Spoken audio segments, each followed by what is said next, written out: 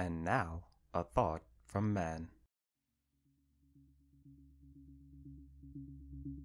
As I continue to watch Star vs. the Forces of Evil, I feel like it's a great show. It's very enjoyable, the characters are likable, Thank you. but I feel like it's overrated. I just get this feeling in my head that we're giving it so much praise, but it kinda doesn't deserve as much praise as we give it. I can't pretend like it's on the level of, say, fucking Pickle and Peanut, but is it really that good? I just feel like we're just overhyping it. Hey, let's not get ahead of ourselves. One problem I noticed with the show is that it really feels like it's trying to fill up episode slots. A lot of the episodes are mainly just filler. They're not really telling much of a story that's going to be effective or really developing the characters. They're mostly there for the sake of just being there, for the sake of taking up an episode slot.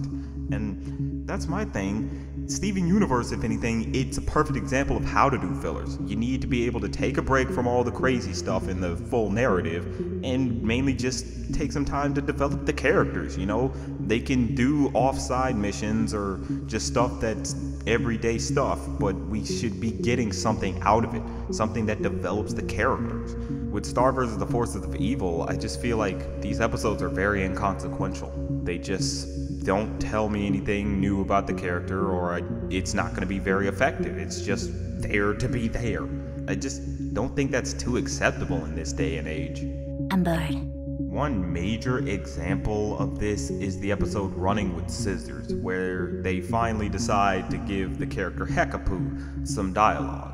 And when we finally get to her, it's honestly a really good episode. I mean it. I find myself saying this was one of their best episodes. But there's a big, and I mean big, problem with it.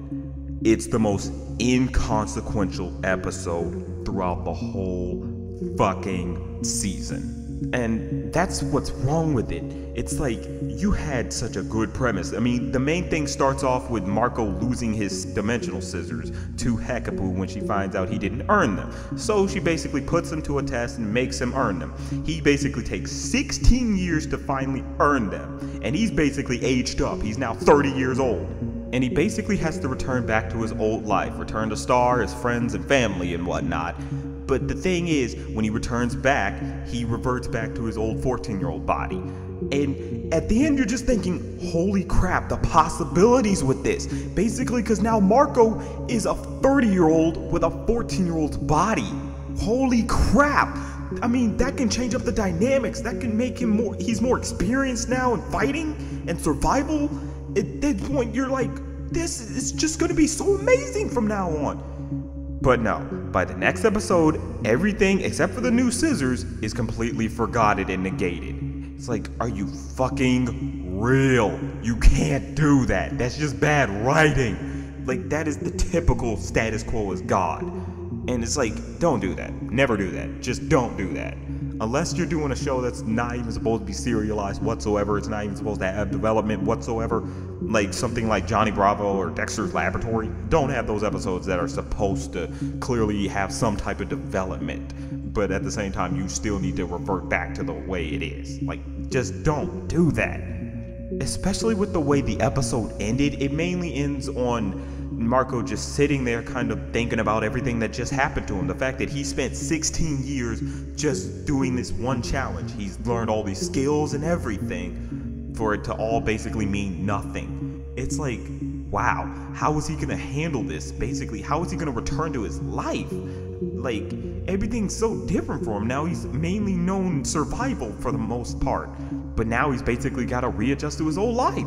But no, it doesn't mean anything. It's just for the sake of this episode. And it's like, really? The whole premise of the episode is kind of stupid in the first place because he didn't even need to lose the scissors. Like, there was no point to it. The thing he gets in the end is just, oh, he now has scissors that have his name on it. Like, what? That's just dumb. That's just one major gripe I have with this season.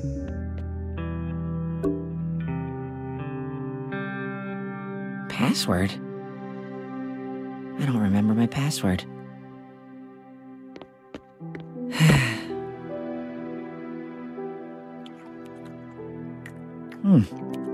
Still warm.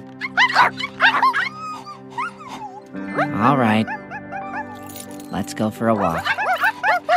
One big problem I noticed early on in season 2 is that Star is not as interesting as her villains. That is the sad thing about it. It's more interesting to watch the villains than the main hero. How did that happen? I mean, that's how Disney sort of started out, with Snow White. Snow White wasn't very interesting, but the Evil Queen was pretty interesting, or say Sleeping Beauty. Aurora was bland as hell, but Maleficent was just enjoyable to a major extent. Like, everyone will recognize this movie because of Maleficent. But here, it's like, this show is clearly supposed to make me care, and it's trying to make me care for Star, but in the end, I want to find out more about Ludo.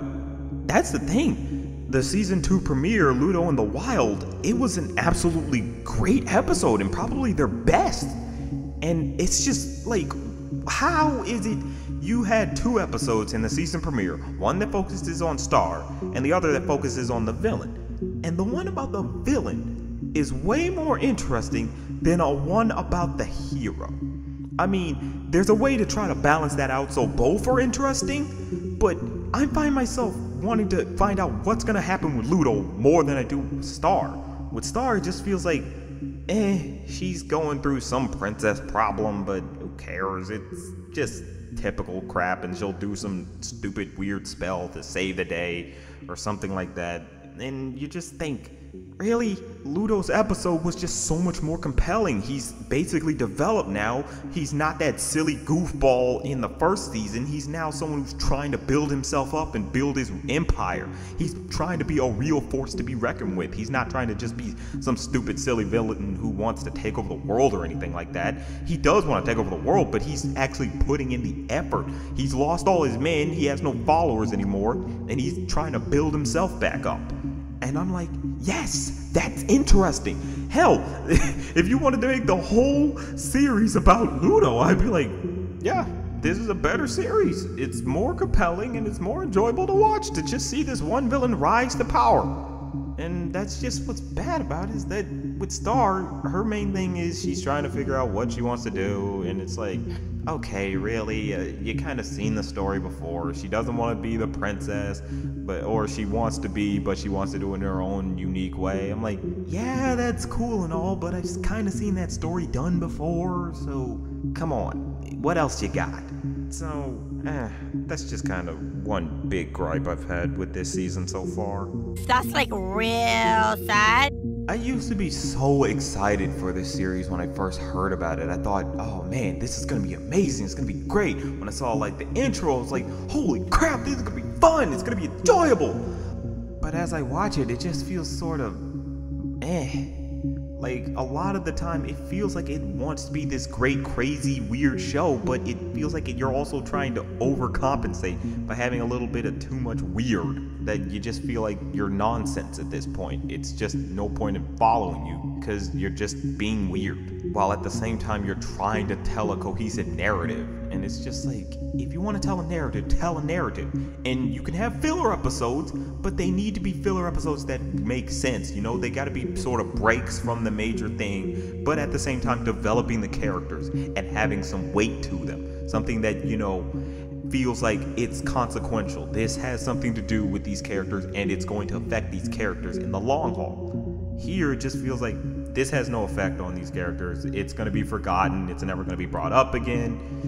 So you're just thinking, come on, man, like, that could work to your advantage, but you just don't take advantage of it. And that's kind of the problem with this.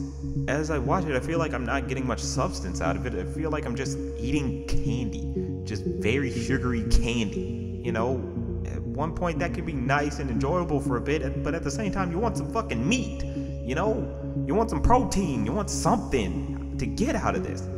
I just feel like I'm not getting as great of an experience as I thought I was gonna get. Maybe it'll really get good by season 3 and they'll pick up everything and, you know, take notes of what went wrong with season 2. But for now, that's just a thought. Party.